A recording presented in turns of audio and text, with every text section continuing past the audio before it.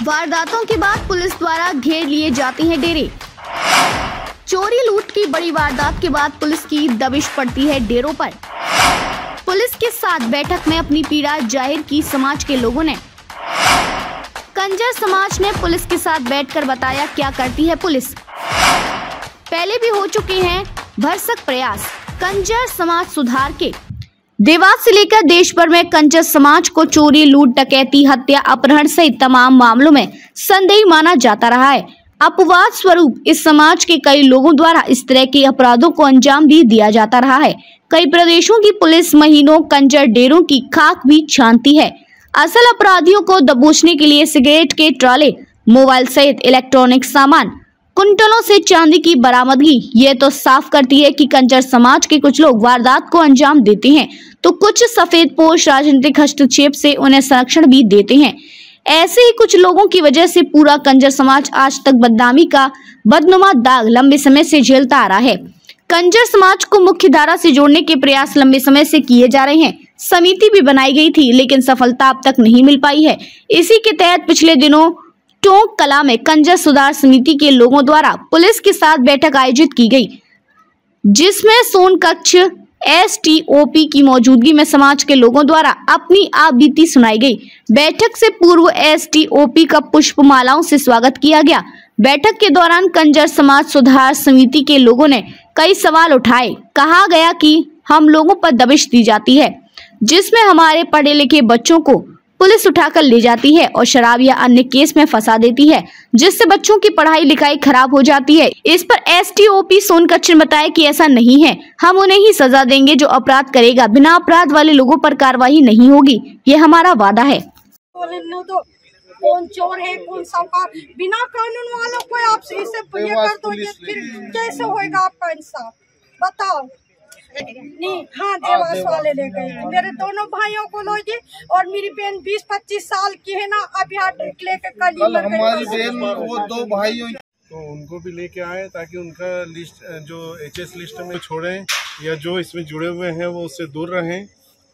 Police हमेशा आपको अपराध किया है और यदि किसी प्रकार की कोई शिकायत है तो आप हमसे मिलें, SDOP साहब से मिलें और यदि निराकरण नहीं होता है तो आप वरिष्ठ स्तर पर जाएं।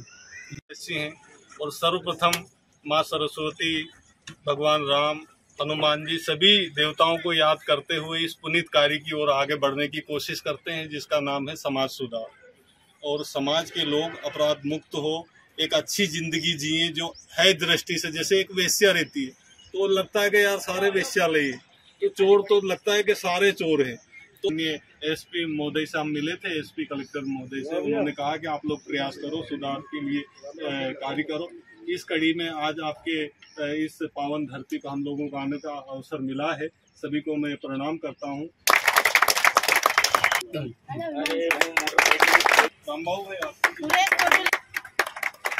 कोई भी ऐसे मीटिंग कराने इसको दिनेश भाई आप भी कर लो ना, शाम बनना नहीं है जी हो गया गवाह है इस बात का। जिसने भी गलती करी उसका परिणाम उसको उस रूप में मिला ही मिला। हम अगर गलती इस तरह की करते रहेंगे तो परिणाम मिलेगा। हम दोष किसी को दे नहीं सकते, इनकी वजह से हमारा ये हुआ, उनकी वजह से मेरा ये हुआ, तो कुछ नहीं, ये हमारा खुद का है।